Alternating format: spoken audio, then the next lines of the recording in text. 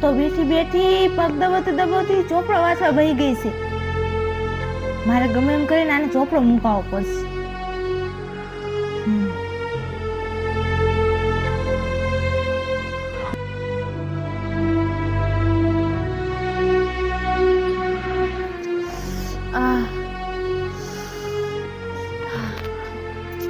દિવ્યા, હા માં, હું છું? મારા હાટુ એક ચા બનાવીશ. માથું બહુ દુખવા માંડ્યું છે. હા માં, હું હમણાં જ ચા બનાવીને આવું.